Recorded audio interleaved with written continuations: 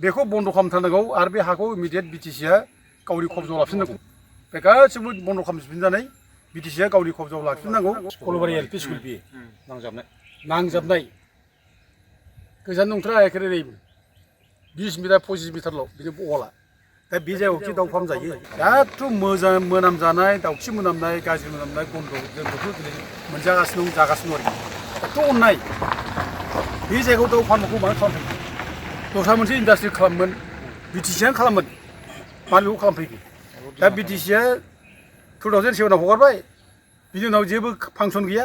नै 2021आव आरोबाव जोंना माने माबाया प्रमद बर'नि इउ पि पि एल सरकारा बे हाखौ हगारना होबाय दाना। दा माने दाउ फार्म खुलिनायनि इन्डास्ट्रि खुलिनायनि माखासे मोनसे निति दङ। बे नितिखौ सम्पुर्ण भायलेट खालामनानै बे दाउ फार्मखौ खुलिनाय जादों।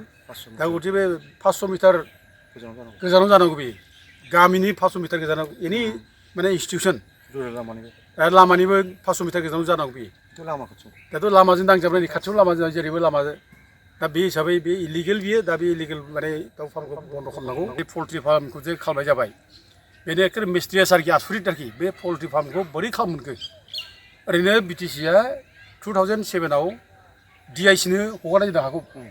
DIC जेनेबा बिटिसि सिंनि DICआ मा खालामो बे गावसिनि खोथा खालामनो हायो। बेयाव खालामथों जोंहा बुंनांगौ बाथ्रा गैया।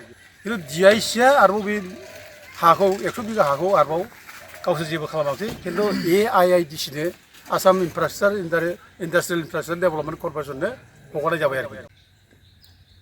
खल'बारि ओमफ्राय खुमगुरि जायगायाव जे दाउ फार्म खालामदों बे दाउ फार्मखौ बयबो जायगानि मानसिया बिर'धि खालामदों।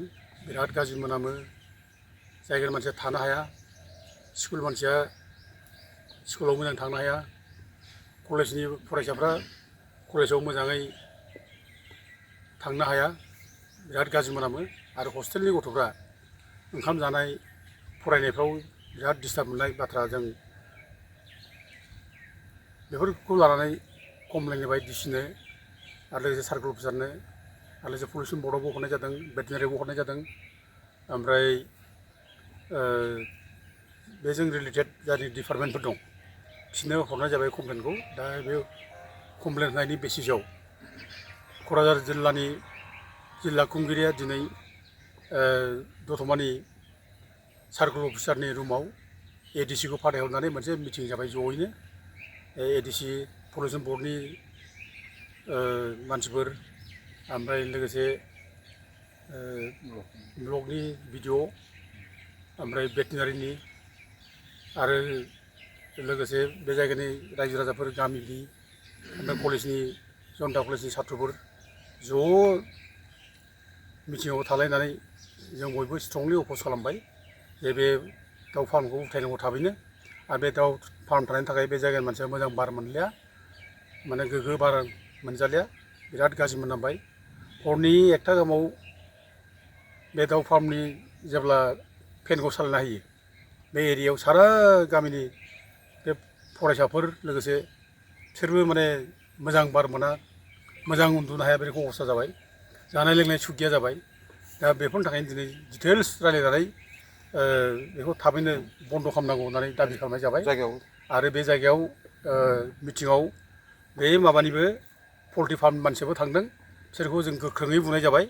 दा गोख्रोङै बुंनायनि उनाव दिनै ADC ओमफ्राय माने पलिउसन डिपार्टमेन्ट आरो भेटेनारि डिपार्टमेन्ट ज' जों बे खल'बारि माने दाउ फार्मखौ जों नायनो फैबाय।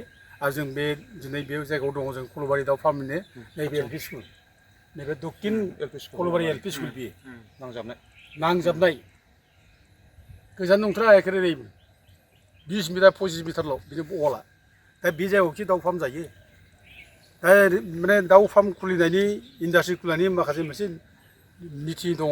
बे नितिखौ सम्पुर्ण भायलेट खालामनानै बे दाउ फार्मखौ खुलिनाय जादों। दा गथिखे बे 500 मिटार गोजानाव जानांगौ बे गामिनि 500 मिटार गोजानाव एनि माने इनस्टिटिउसन लामानिबो 500 मिटार गोजानाव जानांगौ बे। दाथ' लामाजों नांजाबनाय खाथियाव लामाजों जेरैबो लामा। दा बे हिसाबै बे इलिगेल बियो। दा बे इलिगेल माने दाउ फार्मखौ बन्द' खालामनांगौ। बे मोनामनायनि थाखायनो दिनै बे मेइन लामाजों थांलाय फैलाय खालामनो गथ'फ्रा हालिया, रावबो थांलाय फैलाय खालामनाय बन्द' खालामबाय।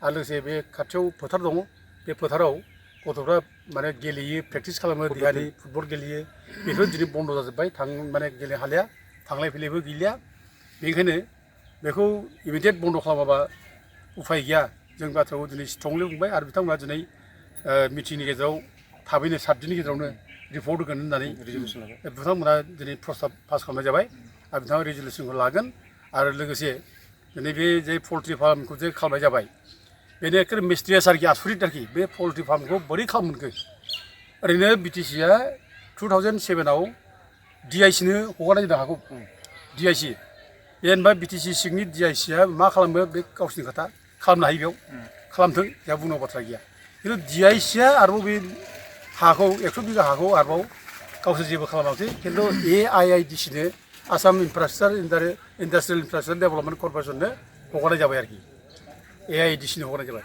AIIDC-आ बे हाखौ लानानै दानिया माने केलकातानि सोरबा बे दाउ फार्म बिगोमा दाउ फार्मनि बिगोमाया केलकातानिसो आसरित आरोखि बे केलकातानि मानसिया बेयाव दाउ फार्म खालामफैबाय बे सेरफांगुरिनि बे खुंगुरि एरियानि रायजो राजा साराउन्डेड बाय बर' राजबंसि माने राभा बे एरिया सिङाव दाउ फार्म खालामफैबाय दा जेबो गैया बेनिफिट जेबो गैया जों जेबो मोना बेयाव दाथ' मोजां मोनामजानाय दाउखि मोनामनाय गाज्रि मोनामनाय गन्ध जों बेखौ दिनै मोनजागासिनो दं जागासिनो दं आरोखि एथ' अननाय बे जायगायाव दाउ फार्मखौ मानो खालामफैयो दस्रा मोनसे इन्डास्ट्रि खालामोन बिटिसिआनो खालामोन मानो बेखौ खालामफैयो दा बिटिसिआ 2007आव हगारबाय बिनि उनाव जेबो फांसन गैया नै 2021आव आरोबाव जोंना माने माबाया प्रमद बर'नि इउपिपिएल सरकारा बे हाखौ हगारना होबाय दाना सोरनो होगोन खुनु रेकर्डबो गैया जेबो गैया दा नै बे हाखौ आरोबाव बे दिनहाटानि मोनसे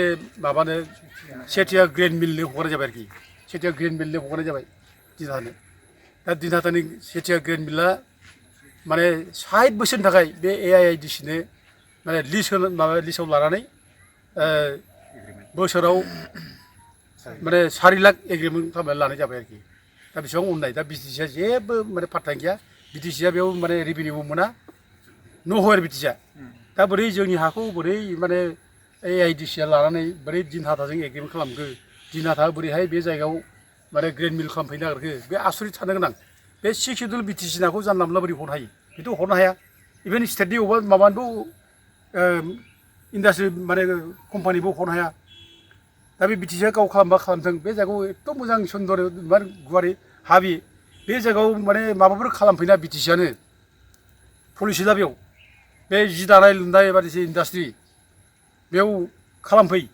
बे जायगानि हिन्जाव आइजोफोर माने एंगेज जागोन बे जायगायाव दानाय लुनाय जि जोम जुदि माबा खालामबा बे जायगानिफ्रायनो जों साप्लाय खालामनो हागोन आजिखालि स्कुल कलेजफ्राव दिनै इउनिफर्म नांगौ बे इउनिफर्मफ्राव दिनै साप्लाय खालाम बेनिफ्रायनो बेफोर पलिसिखौ लानो हायो खिन्थु बबे दिनहाटानि माबानो ग्रेन मिलनो बेयाव बोरै माने हगारना होखो बेथ' आसरित बाथ्रा बे आरो दाना आरो मा खालामबावबाय आरोबाव दानिया आरो मोनसे दाना माने मिट पेकेटिं जाबावो आरोखि मिट पेकेटिं बेदर माने बेयाव माबानाय आरोखि माने पेकेट खालामनाय आरोखि मा बेदर पेकेट खालामगोन बे मिट पेकेटिंनि बाथ्रा बुंदों दा बे जाबावब्लाथ' आरो हमना लादो बे जायगानि मानसिया थानासो मोनदों आरोखि बेदराथ' माने सेरसेनिल' बाथ्रा नङा 100-200 केजिनिल' बाथ्रा नङा बेयाव हाजार माने केजि कुइन्टल टननि बाथ्रा जागोन बेयाव दा बे हिसाबै बेखौ बन्द' खालामथारनांगौ आरो बे हाखौ इमिडियेट बिटिसिआ गावनि कब्जायाव लाफिननांगौ बे गासिबो बन्द' खालामफिनजानाय बिटिसिआ गावनि कब्जायाव लाफिननांगौ जिहेतु बिटिसिनि हा बे आरो बिटिसिनि 6 सिडुल एरियानि हाखौ मालाया मोना